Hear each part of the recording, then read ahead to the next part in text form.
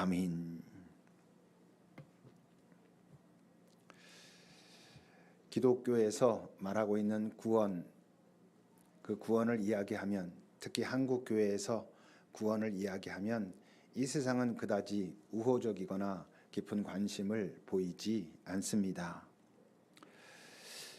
우리 기독교회, 특별히 한국 교회의 그 구원이 그토록 좀 조롱을 당하기까지 하는, 싸구려 취급을 받는 그 아주 중요한 이유가 있는데, 그것은 우리 교회가 말하고 있는 많은 예수 믿는 자들이 하고 있는 회개의 문제와 관계가 있습니다. 정말 한없이 가벼운 그런 회개, 천박하기까지 한 회개를 한다고 하지만 실제로는 회개가 아니라 자신의 악을 더하고 있는 회개들이 실제로 많이 이루어지고 있지요. 기사에도 났더라고요. 그 넷플릭스 드라마에 나오는 더 글로리라고 한참 뜨고 있는 그 드라마에 그 학폭을 다룬 주제고, 거기 이제 학폭 가해자 중에 한 명이 또 목사 딸이 나오지 않습니까? 하여튼 요즘 한국 드라마에는 문제가 있다고 하는 드라마에는 항상 교회가 나오는 것 같아요. 근데 그 목사 딸에게 이제 그 피해자가 나름대로 이제 복수를 시작하지요. 그리고 이제 그 어떤 장면에서 그런 이야기를 합니다. 오히려 그 가해자가, 그 목사의 딸이 그런 얘기를 하지요. 넌 천국 못 가. 나는 갈 수 있어. 왜냐하면 나는 다 회개하고 구원받았거든. 이라고 그렇게 얘기를 합니다. 그렇게 말하니까 그 피해자가 이제 그렇게 조롱하죠. 그래? 죽어선 천국 가라. 이 땅에선 넌 지옥일 테니까. 조롱을 하는 거죠. 우리가 뭐 많이 다룬, 이야기 나눈 그 밀양이라고 하는 영화에서도 자기의 자식을 죽인 그 살인자를 굳이 용서하려고 갔는데 그 사람은 아주 말끔한 모습으로, 자매님이 또 이렇게 오셔서 이렇게 말씀해 주시니 고맙다고, 내가 하나님 만나고 하나님 앞에 회개하고 구원받고 그런데 또 이렇게 하셔서 제가 참 더 감사하다고. 세련돼 보이지만 실제로는 아주 악한, 더 그 힘들고 아픈 사람을 죽이는 그런 형태를 우리가 자칫 회개라고 오해할 수 있지요. 그런데 이제 오늘 본문은 마치 그런 류의 회개를 정당화시켜 주는 것 같은 그런 느낌이 들게도 하거든요. 본문 4절입니다. 하루에 7번이라도 네게 죄를 짓고 그 죄를 질 때마다 7번 네게 돌아와서 내가 회개해 라고 하거든 용서하라. 저런 회개도 다 받아들여줘라. 이렇게 말씀하시거든요. 차라리 나랑 별로 사이가 안 좋은 어떤 사람이, 나를 싫어하고 미워하는 어떤 사람이 그동안 내가 다 알지 못하게 나에게 행했던 여러 그 잘못들, 뭐 내 차를 긁어놨다든지, 뭐 나 없는 데서 나의 험담을 엄청 했다든지 하는 그런 아주 크고 심각한 잘못 7개를 모아가지고 어느 날 와서 야, 내가 너한테 정말 미안해 라고 진심으로 그런 고백을 하면 차라리 뭐 용서를 할 수도 있지 않을까 싶어요. 그게 진심이고 뭐 내 상태 뭐 이런 걸 봐가지고. 그런데 하루에 7번을 죄 질 때마다, 잘못할 때마다 나한테 와가지고 미안해, 그리고 돌아간 다음에 또 오고, 이런 일들을 반복해도 용서하란 말이에요. 아침 9시서부터 시작하면 저녁 9시까지 2시간에 한 번씩 와서 나한테 그러는 거예요. 그러면 7번 하루에 하려면. 더군다나 거기서 죄를 짓고라고 말씀하실 때 저 죄를 짓고가 능동태 동사를 사용하고 있어요. 그러니까 의지적으로, 의도적으로 의식하면서 짓는 어떤 죄인 거예요. 그럼에도 불구하고 너한테 와서 미안해, 잘못했어, 회개해, 그러면 다 용서해 주라고 말씀하신단 말이죠. 이건 뭐 거의 약 올리거나 아니면 작심하고 괴롭히는 수준이 아닐까라고 생각될 만큼 정상이 좀 아니지 않습니까? 여러분들은 어떻게 아시겠습니까? 기꺼이 하나님께서 그러셨으니까 7번을 그렇게 해도 기꺼이 난 용서할 것이다 하실 수 있을지. 저는 못할 것 같거든요. 아주 특별한 경우가 아니라면 정말 못할 것 같아요. 그러면 이거 용서 못하면, 이거 문자적으로 지키라고 하신 건데 이걸 못 지키면 그때는 어떻게 해야 될까? 여러분, 용서 못하면 아주 좋은 방법이 하나 있습니다. 그때는 회개를 하면 됩니다. 하나님 앞에 가서 하나님 이런 경우도 다 용서하라 하셨는데 내가 힘들고 아프고 또 제가 하나님의 그 기대까지 너무 부족해서 연약해서 그 용서하라는 저 사람을 제가 용서 못하겠습니다.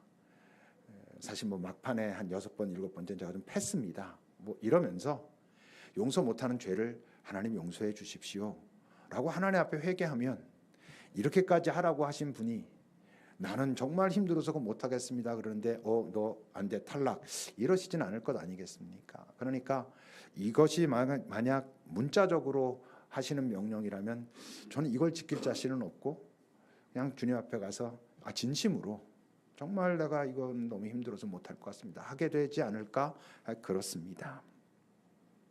어쩌면 이 말씀은 하나님의 우리를 향한 마음을 암시하시는 게 아닐까.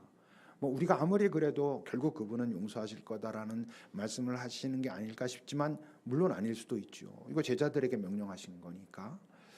저렇다면 참 힘든 문제입니다만 오늘 주님께서 저 말씀을 하실 때 뭐 7번까지 8번까지 뭐 그럼 8번째는 어떻게 할까 이런 논의를 하라고 하신 건 아닌 것 같고 이제 이런 말씀을 들을 때마다 이제 우리에게 고민이 되는 건 정말 회개라는 게 뭘까?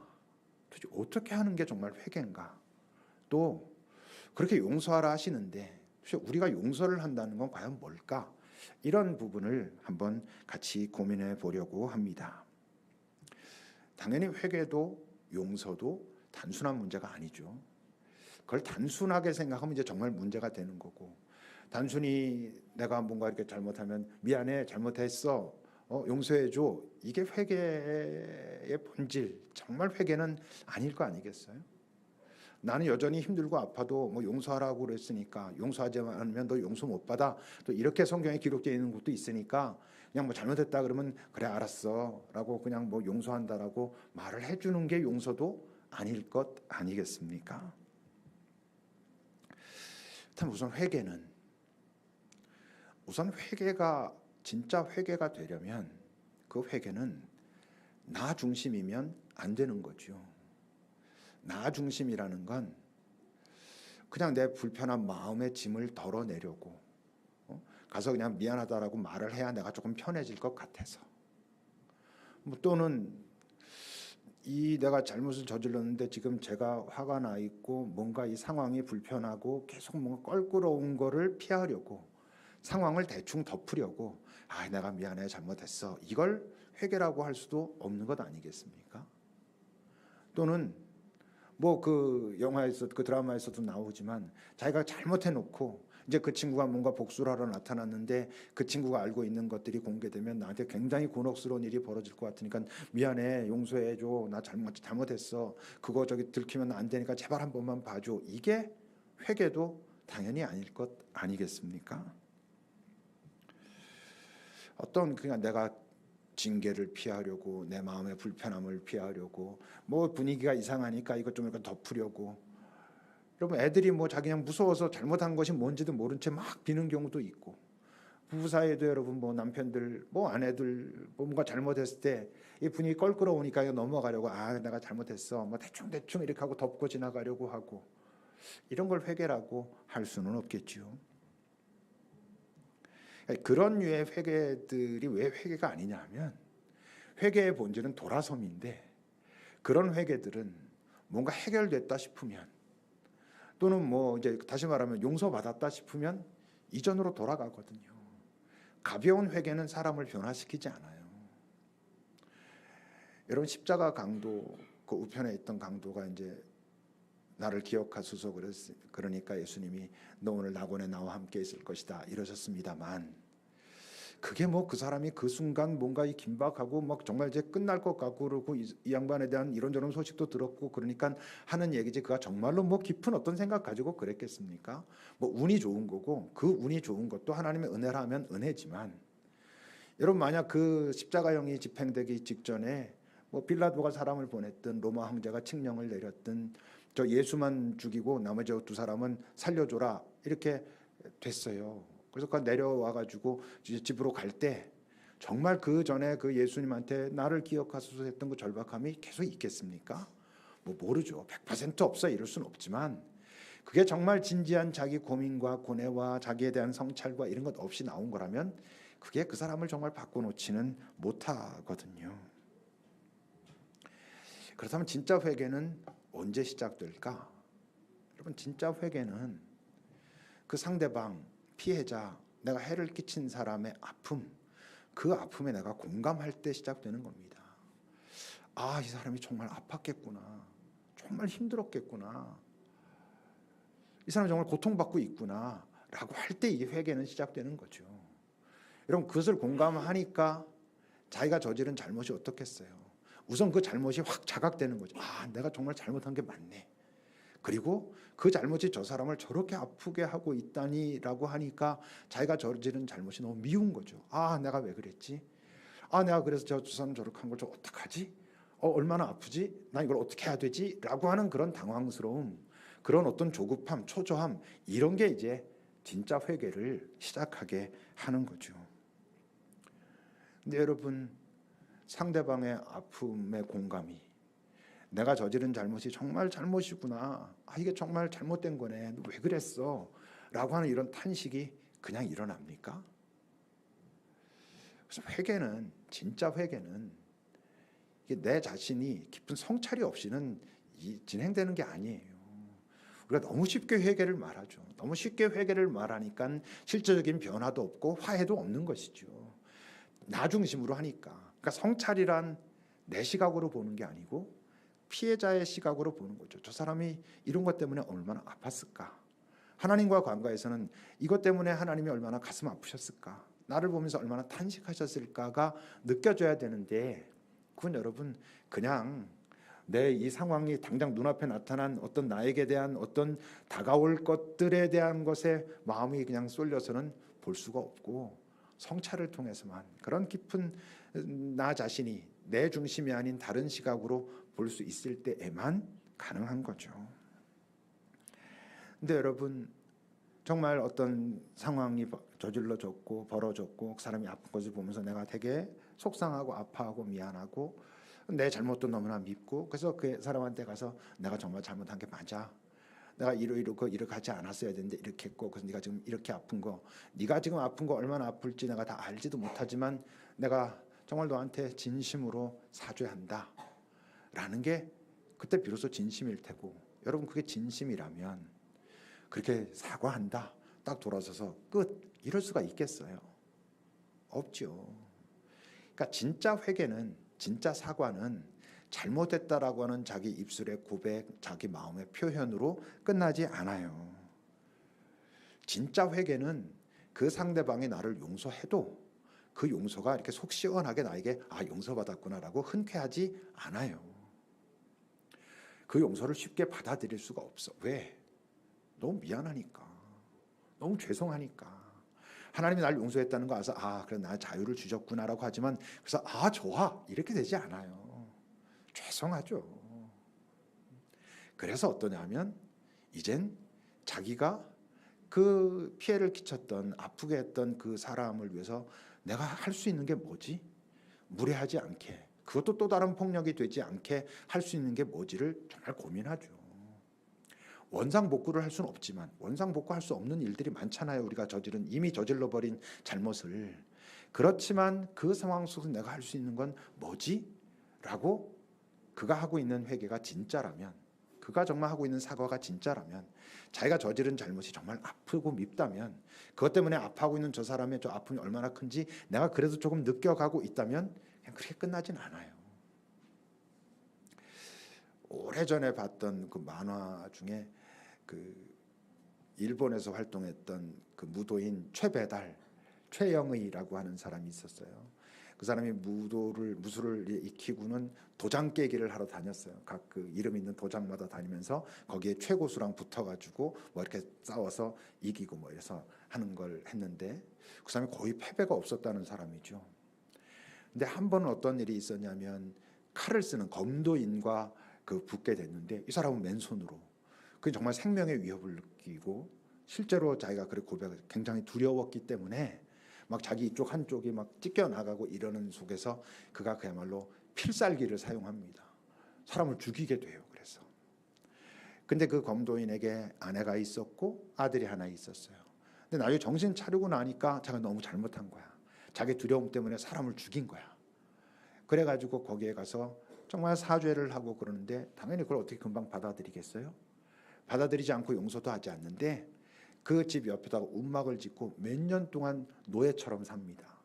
그 집에 먹거리를 구해다가 주고 장작을 패다가 주고 몇 년이 그렇게 지나고 난 다음에 그 아들이 그 사람 그 또 장작을 지고 오는 사람을 향해서 아저씨는 정말 소 같아요 이러니까 그 친구가 이제 그 최영희가 뭐 우매 하면서 이제 소소리를 내고 막 이러는 장면이 아직까지도 제가 확 박혀 있는 게 있어요. 이제 그때 그런 말을 할 때쯤에 이제 좀 뭔가 이렇게 풀어지고 있다는 얘기죠.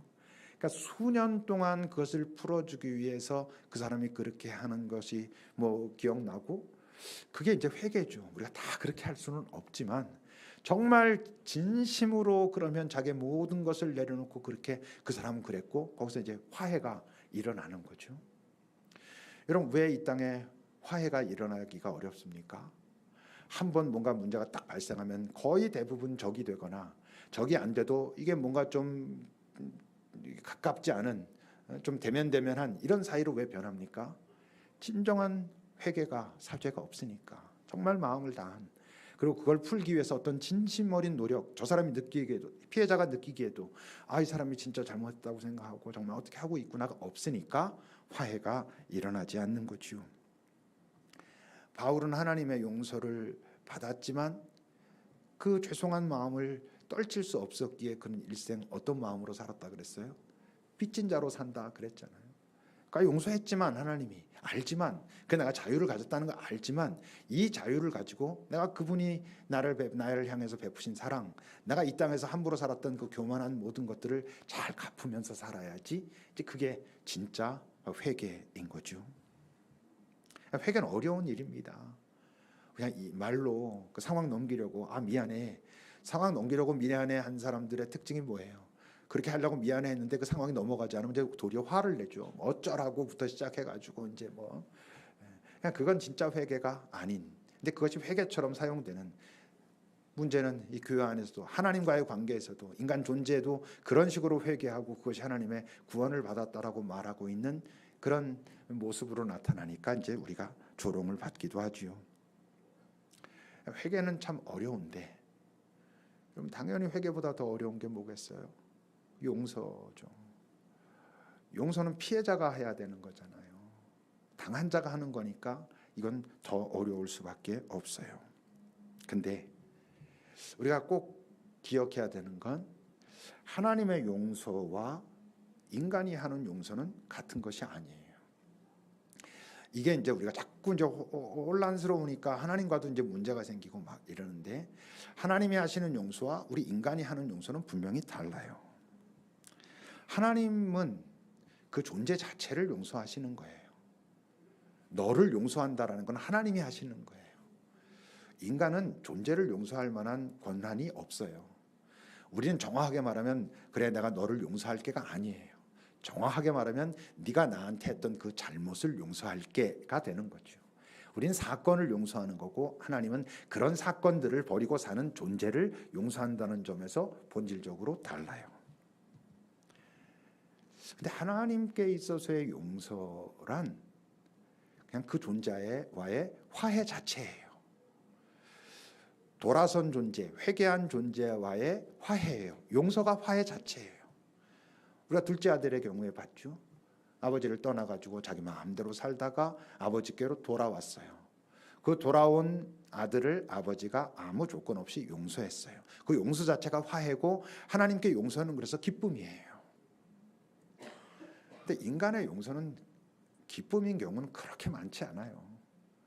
뭐 정말 내 새끼가 뭔가 잘못했는데 내가 잘못 확 알았어. 그래서 확 좋아질 것 같아 해서 아 기뻐 이런 경우 있지만 이 땅을 살면서 우리가 용서해야 되는 어떤 상황에 접했을 때 그래서 쉽지 않은 과정을 거치면서 용서를 했을 때 그것이 정말 아 기뻐 이런 거랑은 좀 달라요. 뭐 하나님의 평화 이런 것일 수는 있지만 막 즐겁고 기쁘고 이런 거는 쉽지 않은 일이에요. 말씀드린 것처럼 하나님의 용서는 존재 자체에 대한 거고 인간의 용서는 나와 관련된 사건에 대한 거예요. 그러니까 누군가 잘못을 했을 때 그 잘못을 회개한다고 할 때도 이것도 투 트랙으로 이루어져야 돼요. 내가 잘못한 사람에 대한 회개가 있고, 그리고 이런 잘못을 저지르고 있는 내 존재를 들고 하나님 앞에 가서 해야 될 회개가 있어요. 그러니까 사람 앞에 가서 회개, 사과라고 하죠. 우리가 보통 사람 앞에 가서 사과할 때는 내가 저지른 잘못에 대해서 사과하는 거예요. 근데 그게 구체적이어야 돼요. 대충 넘어가면 안 돼요. 여러분, 우리가 나한테 잘못한 사람이 나한테 사과를 할 때 그래도 어쨌건 내가 힘들고 아프고 억울하고만 그렇지만 그래도 어쨌건 내 안에 위로가 시작되는 지점은 뭐냐 하면, 나한테 잘못한 사람이 자기 잘못을 정확하게 알고 있는 거예요. 내가 너한테 이렇게 했고 이렇게 말했고 이런 행동을 해가지고 이런 것이 너한테 참 아팠을 거라는 걸 내가 이제 알게 됐어. 내가 정말 미안해. 그 사람이 자기의 잘못을 정확하게 알고 있다는 것이 피해자에겐 그나마 위로가 되는 거예요. 우리가 막 속이 터지는 경우가 뭐예요? 너는 지금도 네가 잘못한 게 뭔지 몰라. 뭐 이런 거 있잖아요. 그러니까 인간에 대해서 회개, 사죄를 할 때는 내가 저지른 잘못에 대한 구체적인 것을 그에게 고백하고, 내가 그때 이런 마음이었고 이렇게 잘못했고, 그래서 이것이 너한테 다는 내가 너의 그 아픔을 알 수 없지만 이럴 것 같아서 너무나 미안하고 내 잘못이 너무 크다는 거 알겠어. 이게 사과예요. 하나님 앞에 가서는 그런 거를 버리고 있는 이 여전히 부족한 나를, 하나님이 이런 나를 어찌하오리까라고 하는 내 존재를 들고 나아가는 거예요. 뭐가 먼저겠어요? 사람한테 사과하는 게 먼저인 거예요. 마태복음 5장입니다. 그러므로 예물을 제단에 드리려다가 거기서 내 형제에게 원망 들을 만한 일이 있는 것이 생각나거든. 저 예물을 제단에 드리는 저 제사는 어떤 제사일 가능성이 많아? 속죄제일 가능성이 많아요.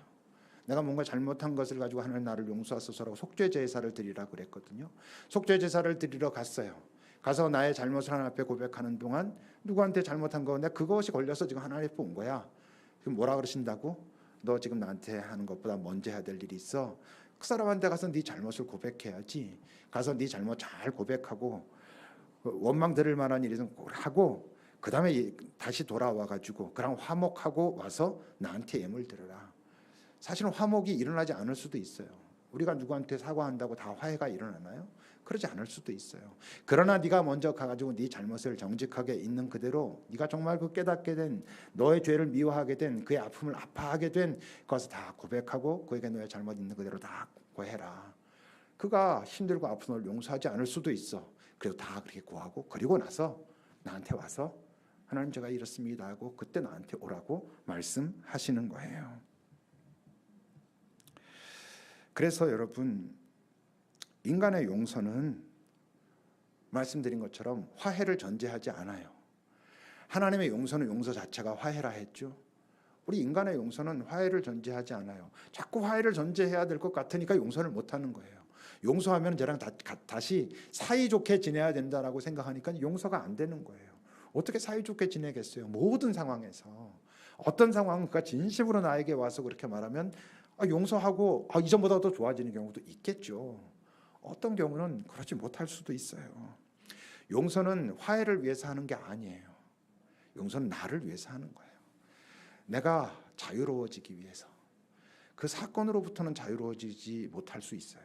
그게 나한테 남아있는데 어떻게 자유로워지겠어요? 그러나 그 사람으로부터는 좀 자유로워지려고, 그 사람을 위해서, 아니 나를 위해서.